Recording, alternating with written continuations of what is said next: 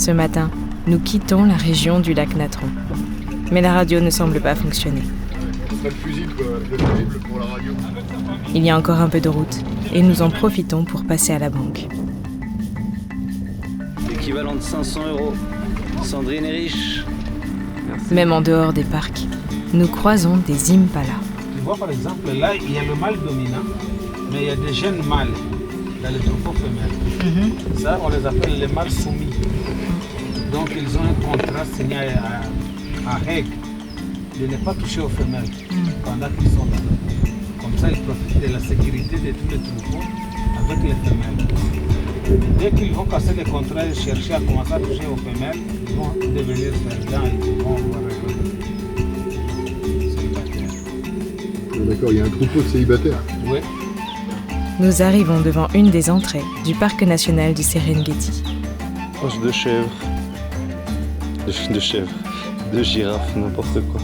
Nous y croisons des Agama Mwanzae, souvent surnommés lézards Spider-Man. Les mâles arborent ces vives couleurs pour séduire les femelles. Avant d'entrer dans le parc, nous prenons notre repas. La route parcourue dans la matinée nous a ouvert l'appétit.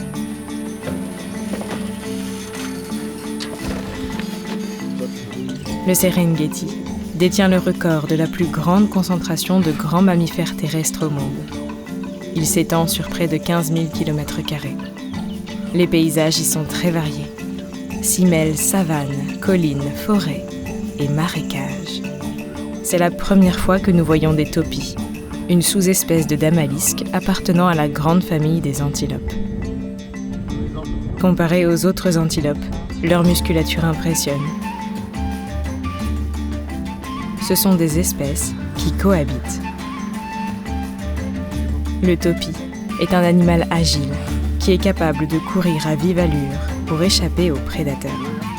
S'il y a bien un lieu où on peut parler de cohabitation, c'est au Serengeti. Zèbres, antilopes, gazelles et même phacochères. Tout le monde pâture au même endroit.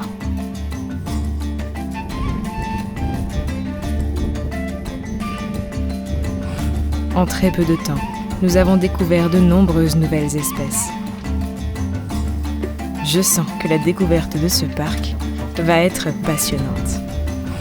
70, au-dessus de la maison. Près de chez toi? Ouais. Elles allaient au restaurant. La décharge. Plus nous avançons, et plus le paysage prend des airs de savane. Et nous savons tous très bien qui vit dans la savane. Au pied d'un arbre se reposent des lionnes et leurs petits. Le parc abrite la plus grande population de lions sauvages d'Afrique. Ils sont environ 3500 à vivre ici. Jamais nous n'aurions pensé les voir d'aussi près. Ah oui, profitez, je vais faire pipi. Ils ont pour habitude de vivre en troupe, souvent des femelles avec leurs petits, tandis que le mâle, lui, reste à l'écart, vigilant. Il protège son territoire et veille à la sécurité de tous. Nous vivons de nouveau un moment hors du temps. Il y en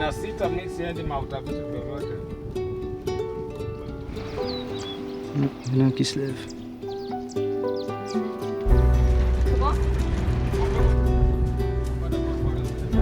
Les jeunes mâles peuvent rester un temps avec la troupe, mais vers l'âge de 2 ou 3 ans, leur taille et leur force les rendent trop imposants pour rester sous la domination du mâle adulte. Ils finissent par quitter la troupe, parfois volontairement, parfois contraints, à la recherche d'un territoire qui deviendra le leur. Tandis que les femelles demeurent dans la troupe, continuant à chasser et s'occuper des petits. Elles assurent la cohésion et la survie du groupe. Dans la savane se trouvent de petites collines rocheuses appelées des kobjes. Elles offrent aux babouins un refuge sûr, leur permettant de surveiller les prédateurs à distance et de se cacher facilement. Des sousliks, qu'on appelle aussi des écureuils terrestres, vivent ici dans des terriers et surveillent eux aussi les alentours.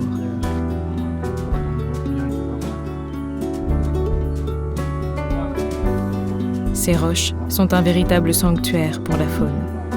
Même les oréotragues, de petites antilopes, viennent s'y reposer. Ce sont des animaux très vigilants qui utilisent leurs grandes oreilles pour percevoir le moindre bruit suspect. En regardant au loin, nous avons repéré une horde d'éléphants, se déplaçant tous dans la même direction. Et c'était magnifique. Ernest a commencé à rouler plus vite, bien au-devant d'eux, et s'égarait au bord d'un point d'eau. Quel émerveillement de les voir arriver avec hâte, juste devant nous. Les sons, les mouvements, l'intensité du moment. Je ne l'oublierai jamais.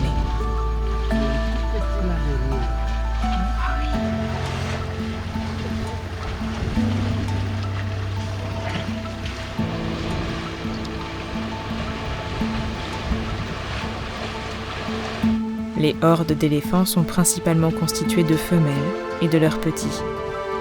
Dirigées par une femelle expérimentée, la matriarche. Souvent la plus âgée, mais surtout la plus sage. Elle possède l'expérience et la mémoire pour guider la horde en toute sécurité.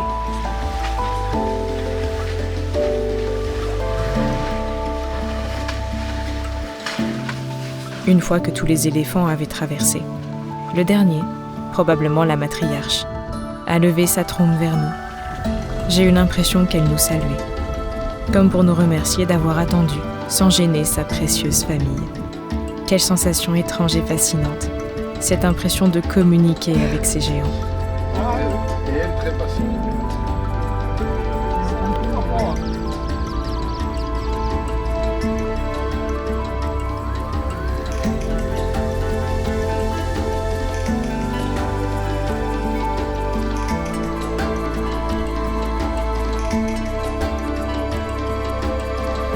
Je peux le dire, dans ce parc nous sommes émerveillés par tout ce que nous voyons.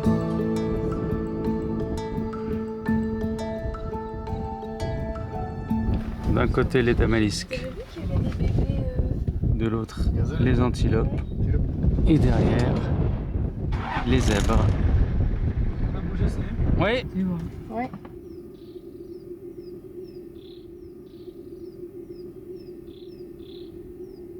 Il y a même un singe. Nous profitons de ce calme, entourés des animaux, et avons même vu une hyène. Regarde à manger qui est en face d'elle. Et il y a un terrier, non? Ça vit dans des terriers. Non, pour les petits. Faites d'abord des photos et après on va le...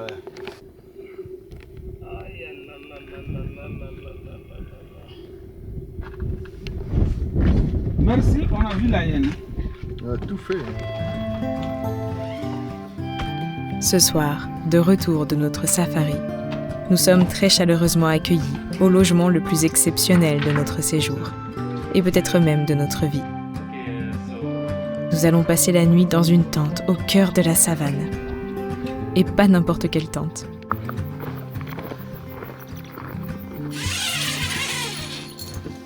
Bienvenue dans notre chambre. Notre tente-chambre.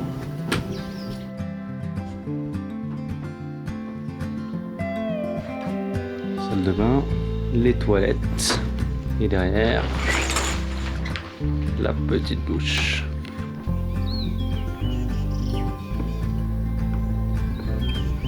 Comme quoi, ça a du bon parfois, de se laisser guider et surprendre par une agence. De la terrasse, parce que oui, cette tente possède même une terrasse, nous apercevons des éléphants. Alors, dans le plus grand des conforts, nous profitons de cette fin de journée.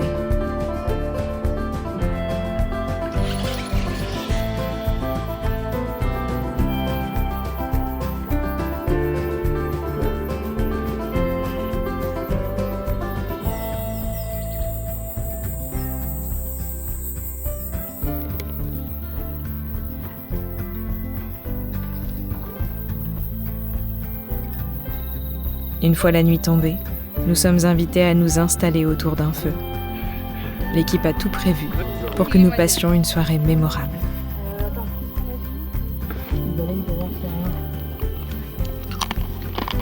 C'est des chips de banane?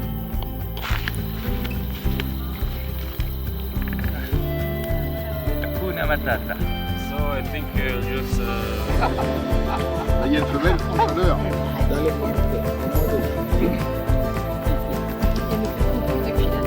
Et je te dis, hier, il y en avait. Tu sais, nous on appelle La Rochelle Genève d'Afrique. Oui, en comparaison de la Suisse. Parce qu'à Rochelle, c'est tout le monde qui est là. Ah, c'est pour ça. Avec le tourisme, avec tout ce qu'il y a eu comme tribunal international. Il y avait tout le monde de partout. Tout est là. Si tu viens ici au mois de juin, le parc commence à sécher. Ou fin mai. Toute la région c'est plein de gnous. Ah, C'est une zone de passage ah oui. pour les gnous aller au nord. Mais là, on avait des éléphants, je sais pas si tu as vu. Pardon? Il y avait des On est en éléphants. plein ce soir. parc ici, même Ah oui, partout. des hyènes, il peut y en avoir beaucoup. Il n'y aura pas la pluie précipitée.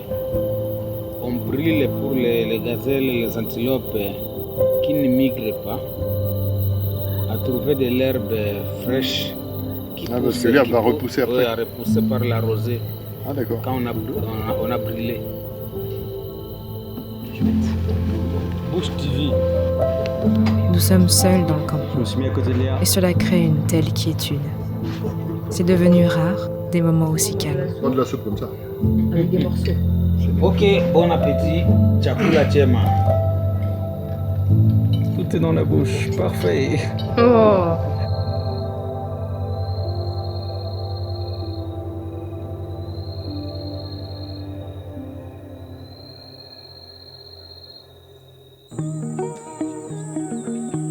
Aujourd'hui, nous nous levons tôt pour aller faire un safari matinal.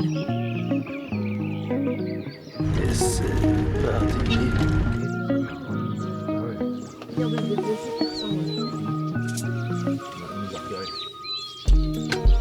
Les animaux sont très actifs le matin. Tout le monde est de sortie.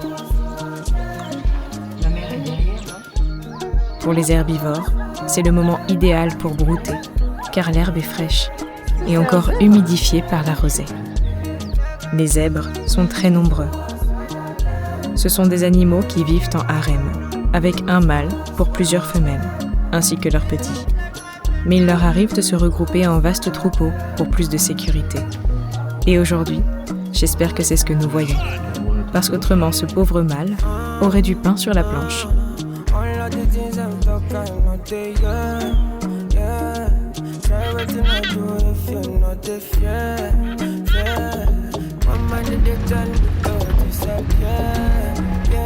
Le mâle topi est un fin manipulateur.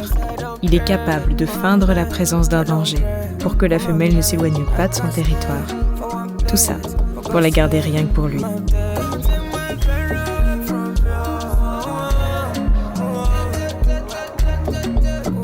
La douceur de la matinée nous invite à ralentir pour profiter de l'instant. C'est une vraie chance de pouvoir filmer tout cela et de garder ainsi une trace de ces précieux moments.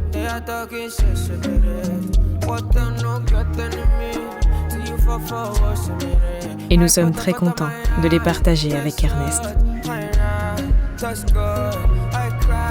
Plus loin, nous croisons 2 renards du Cap, un peu craintifs, mais curieux de notre présence.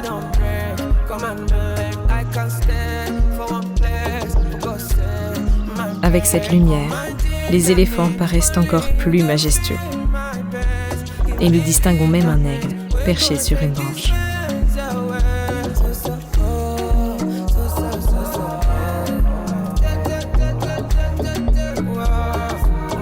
La radio fait encore des siennes, ce qui risque de compliquer la localisation des animaux pour cet après-midi. Alors, Ernest fait au mieux pour régler cela. Un souci minime en comparaison avec ce véhicule abandonné.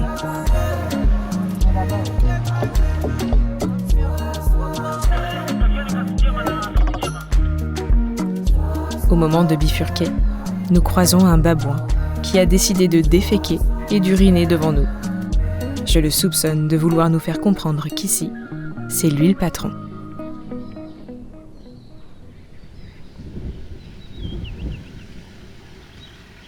Nous avons donc bifurqué pour rejoindre la rivière, où une colonie d'hippopotames a élu domicile.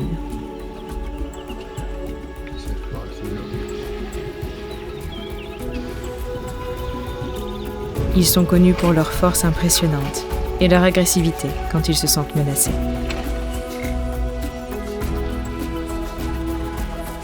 Grâce à leur taille, les girafes atteignent les plus hautes feuilles des arbres qu'elles mangent avec leur langue étonnamment longue, atteignant parfois les 45 cm. Leur façon de courir leur permet de garder l'équilibre malgré cette taille, tout en atteignant de bonnes vitesses. Le long de la rivière Cerro Nera se trouve le Retina Hippopool, un bassin naturel aux eaux plus calmes et profondes. Ils ont bien mangé à la cantine. Parfait pour les hippopotames, qui s'y abritent du soleil et de la chaleur. L'air est chargé de l'odeur de cette vie sauvage, et le murmure de la rivière se mêle au grognement et souffle de ces géants aquatiques, souvent marqués par des affrontements. Ils gardent des plaies ouvertes dont les pique-bœufs viennent se nourrir. Bien qu'ils pèsent plus d'1,5 tonnes, ils sont capables de courir jusqu'à 30 km/h sur de courtes distances.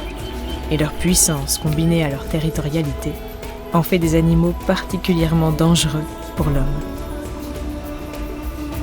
Dans ce bassin, ce sont environ 200 individus qui se rassemblent et se reposent les uns sur les autres.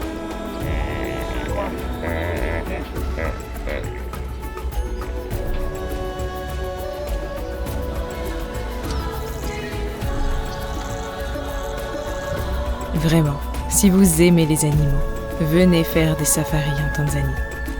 C'est une immersion complète dans la nature sauvage, où l'on ressent pleinement la beauté et la fragilité du monde animal.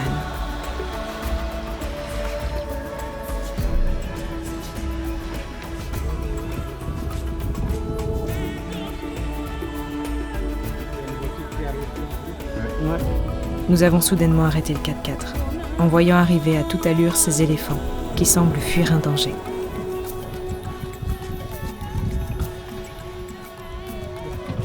Nous n'avons pas réussi à le localiser, mais cela indiquait bien des chances de croiser sur notre route des prédateurs.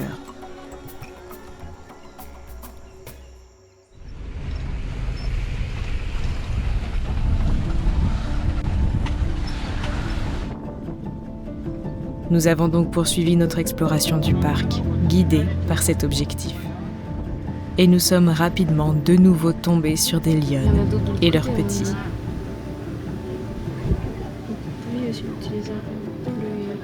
Blottis à l'ombre, pour quelques instants de tétée.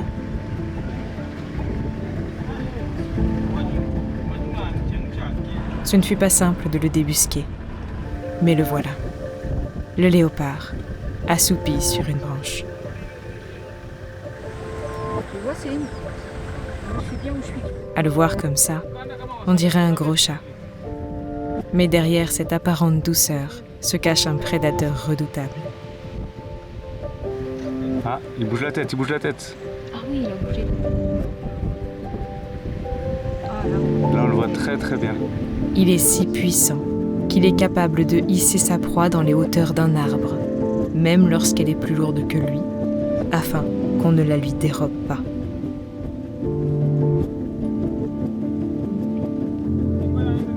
Mais pour moi, le plus captivant, c'est la beauté de son pelage. Nous nous rendons bien compte que la savane est le royaume des félins. De tout ce voyage, c'est le moment où j'ai ressenti le plus d'adrénaline. Chaque fois qu'une voix retentissait dans la radio et qu'Ernest changeait brusquement de direction, je sentais mon cœur s'accélérer. Il ne nous disait rien, car il savait que la surprise rendait ces rencontres encore plus incroyables. Nous n'avions jamais vu de guépard, et encore moins un guépard qui se repose, juste après avoir chassé. Contrairement aux lionnes, les femelles guépards vivent seules, ou uniquement avec leurs petits. Elles doivent donc tout assumer. Protéger leur progéniture, chasser pour la nourrir, et leur apprendre à survivre dans la savane.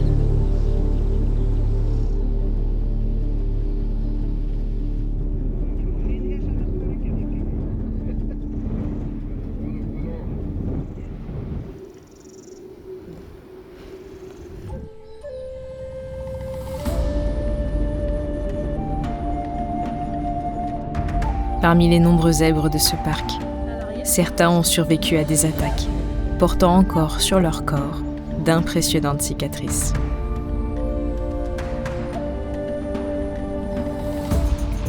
En safari, nous passons de longues heures dans le 4x4. Et pourtant, l'ennui n'a pas sa place. Chaque instant est vibrant, chaque paysage, chaque mouvement d'animal rend l'expérience incroyablement dynamique. Nous connaissons tous l'image classique d'un buffle accompagné d'une aigrette en Asie. Mais il semblerait que cette scène se retrouve également ici. Ce sont surtout les paysages qui sont totalement différents.